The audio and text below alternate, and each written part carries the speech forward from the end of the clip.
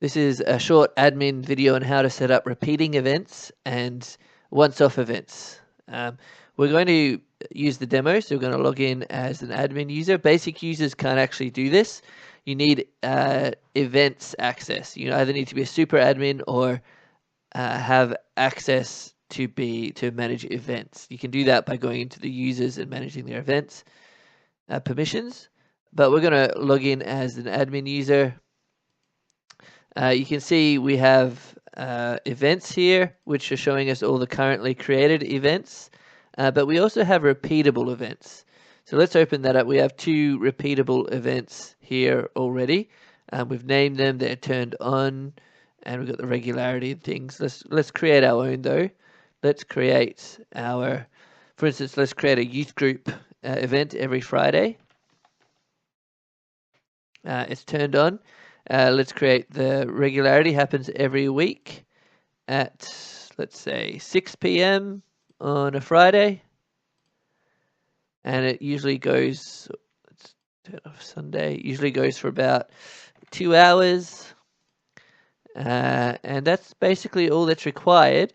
You can also add a template roster though. So let's say there's someone on welcome.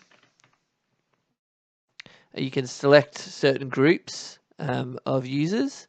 So we have 2 groups, but none of them. Let's just open it up. It can be part of a roster group name. So let's say you're doing supper for youth group. You got a massive supper, so it could be supper helper 1, and then the group is supper, and then you'd have supper helper 2, and the group is still supper. And supper helper 3, supper. All right, so if we create, we can save the changes and go back, and we can see that we've got our youth group event here now, and all those things are there. Now we've set up the repeatable event. This doesn't necessarily automatically create each individual instance though. So if you can see that there's no event still on Friday. To do that though, if we go, for instance, to rostering, and we can, if we have a look here, we can see these events, an event here, Friday youth group, right? We can, if we're going to do rostering for it or something, we can actually create that event, and we can assign who's going to do that supper roster and things, or add custom roster items that are sort of once-off things.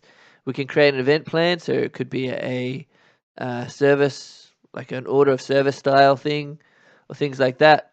But now that we've created that event, then you can see that on the 31st, there's this event called Youth Group, and it's down. It's happening. We've got event plan.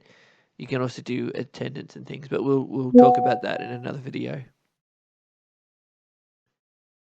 Now, if you want to create just a once-off events, what you do is you go to events. We see our youth group event there, but let's do a once-off. Let's say we've got a youth conference happening on a certain Saturday.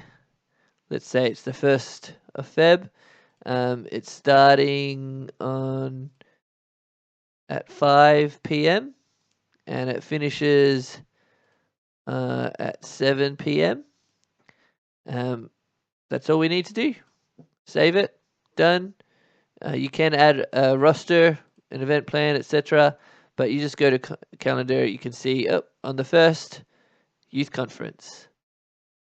As easy as that. And then people also, when they look at their home screen, they'll see this once-off event, youth conference, is coming up there. So that's how to create repeating events and once-off events.